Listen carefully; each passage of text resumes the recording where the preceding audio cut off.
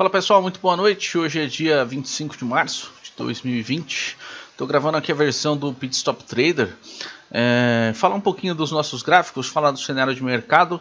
Antes de mais nada, eu queria explicar para você, né, que eu não gravei os vídeos anteriores aí, porque eu dei um problema no meu site, deu problema lá no software de gravação, inclusive. Agora já está tudo resolvido, tudo encaminhado, e a gente então vai retomar aí todos os vídeos, né, de forma diária ali do Pit Stop Trader. Vamos lá, falar do mercado, falar um pouco dessa condição que tem se apresentado nos últimos dias, e vou primeiro falar para você, né, tomar um certo cuidado aí sempre com o seu deslocamento, né? O objetivo maior é que você fique em casa para que mais rápido possível a gente se livre aí dessa pandemia do coronavírus, beleza?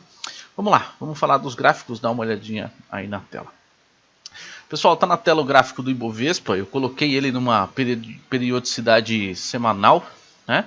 Até para a gente entender um pouquinho o cenário do que está acontecendo e tentar precificar, ou pelo menos tentar entender o comportamento do mercado aí para as próximas semanas, tá? Muitos aí que me acompanham gostam da marcação que eu tenho dos eventos econômicos no gráfico, né? Eu já atualizei aqui, ó, o último do coronavírus, né? E aí a gente consegue com isso correlacionar períodos de onde a gente estava e o que estava acontecendo quando a bolsa estava nos pontos que tem de referência no gráfico. Então, na prática, olha só, nessa casa de 70, 75 mil pontos, né, nós estávamos vivendo aqui alguns cenários importantes de gráfico semanal. Voltamos, né, para aquela ideia onde teve o circuit breaker do Temer, estamos um pouco abaixo, né, da eleição do Bolsonaro no primeiro turno, a eleição do Trump aqui, né, e um pouco acima, tá, um pouco acima do referendo inglês, do impeachment da Dilma, etc, né? O que remete também, ó, se eu tirar um pouquinho do zoom, que é o que me chama bastante atenção, a região aqui dos 70, 75 mil pontos é a região da maior entrada de pessoa física na bolsa, tá? É a crise, o topo da crise de 2008, dá uma olhadinha aqui, ó. Tá, e por que eu dou mais atenção para esse pacote, vamos dizer assim, de dados do que para o pacote de dados que a gente estava vivendo aqui, né? Justamente porque esse pacote que eu estou chamando de pacote número 1, né, de momento número 1, em detrimento ao segundo, aqui é justamente pelo cenário, tá? Quando a gente teve a crise do subprime, né, aqui nesse âmbito, os governos colocaram à disposição aí de grandes bancos, né, e da população de maneira geral, formas de se recuperar da crise do subprime, né, e aí o mercado levou algum tempo lá para voltar à região que ele hoje se encontra, a região dos 74, 75 mil pontos. Por isso que eu prefiro correlacionar o cenário atual com o cenário da crise de subprime, ali, da maior entrada de pessoa física na bolsa, com o cenário atual. Se você tirar um pouquinho o zoom e olhar para trás ali do que tem de 2008, olha só, a gente estava vivendo um cenário de uma alta muito forte ali de 2002 até 2008, tá? E eu correlaciono isso com o movimento que nós vivemos aqui, mais ou menos desde quando foi aprovado, né, o impeachment da Dilma, e aquele período ali, ó, que teve um referendo inglês, a gente subiu meados ali de 2016 na casa dos 53 mil pontos até os 118 ali no cenário atual do coronavírus. Mas vamos falar do que interessa aqui agora, tá? E eu entendo que essa introdução eu fiz justamente para te nortear, que esses pacotes que o governo vai fazendo aí, né, tanto só os governos de maneira geral de ajuda humanitária e de novas políticas de saúde, é o que vai determinar a evolução ou a involução do nosso cenário em bolsa, beleza? Então olha só, pessoal, o gráfico semanal do Ibovespa, a gente está ainda trabalhando dentro do ambiente de queda, né? O que chama bastante atenção para esse momento aqui, ó, é que a gente não renovou a mínima dos 61 mil pontos, tá? A gente está com a expectativa do mercado vir aqui na casa dos 80 mil, 80, 81 mil, né, em cima desse cenário. E aí a vela que está em condição aí de fechamento ainda tem o pregão de amanhã, que é quinta-feira, e o pregão de sexta, tá, para fazer o fechamento da vela. Fato que eu venho mencionando aqui para você, que o momento certo para a gente poder olhar esse mercado num possível repique, ainda repique de curto prazo, né? Porque para mim o mercado ainda volta a cair, a gente ainda volta a perder nessas mínimas, pelo menos mais uma única vez aí no próximo mês, tá?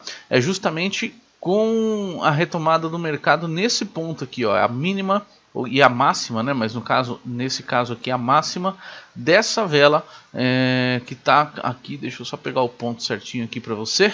A máxima dos 77.255, vou arredondar ali, tá? 77.255.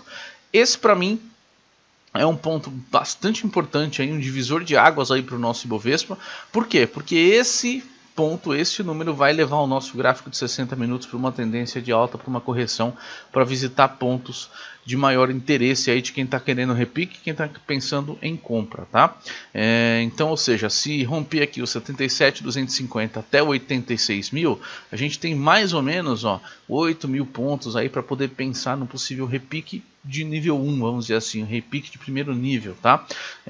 Então o que acontece? A gente já tem no gráfico de 60 minutos alguns deles, né, formando figura de reversão para o mercado sair para cima, tá? Então, ou seja, os 60 minutos ainda precisa dessa confirmaçãozinha aqui, dessa perna que eu vou fazer em grande destaque para você aqui em vermelho, Precisamos de uma perna, mesmo que ela seja um pouco lateral, não me importa, tá? Mas ela precisa de uma perna de correção para a gente pilotar um mercado positivo. Lembrando que a gente tem aqui, né, um cenário possivelmente aqui de onda 1 para descer em onda 2 e subir em onda 3 como repique, tá? Como movimento de repique. Esse é o cenário do Ibovespa, que é o consenso, é o cenário geral de mercado, então é esse número que a gente deve estar atento. Se você levar esse meu estudo para os outros ativos da Bolsa, tá? Para os principais ativos da Bolsa, você vai entender a mesma ideia, tá? E aí a gente vai procurar, por exemplo, situações dessa na Ambev, onde eu já deixei alguns pontinhos marcados aqui para servir de alarme, tá? Mas o ponto de fato na Ambev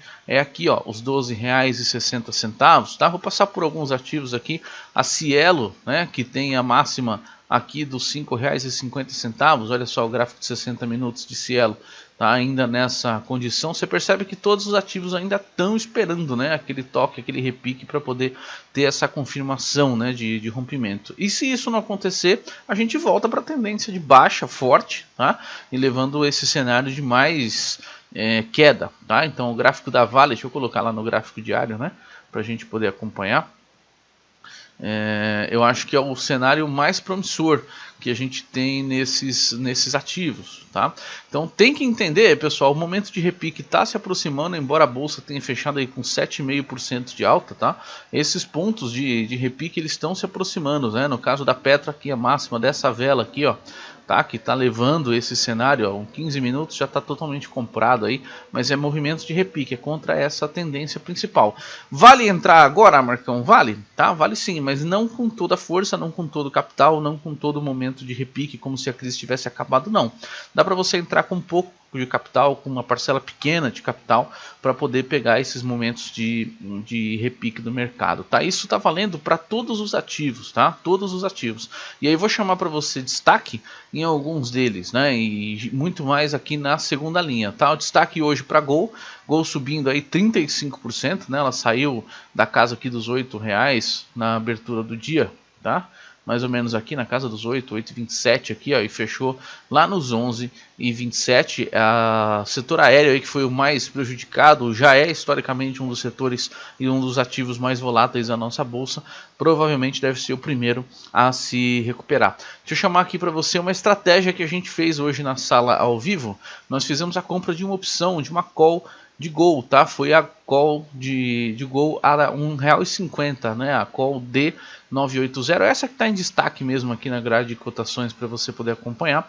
Fizemos a compra dessa call hoje na sala ao vivo com os seguintes parâmetros: era R$1,50 de alvo, de start, perdão, com R$2,50 de alvo número 1, tá? E o stop ponderado ali, e aí a Gol atingiu o nosso alvo no day trade. Eu recomendei a manutenção de compra, tá? da opção, com alvo agora, se eu não me engano, acho que em R$4 ou R$4,50, tá? Uma vez que eu estou entendendo ali que esse repique de Gol pode ser um pouquinho mais forte, tá? E Gol voltar aqui a casa pelo menos dos 15 até os 19, né? A gente vai ter que, nesse cenário de mercado, trabalhar com regiões, tá? Com regiões ali dos 15 até os 19, o que deve levar a nossa opção aí pelo menos a uns 4,50 aí, sem muita dificuldade, tá? Então você percebe que Gol em cima desse cenário, tá? Deixa eu só tirar a grade de cotações aqui e jogar na outra tela.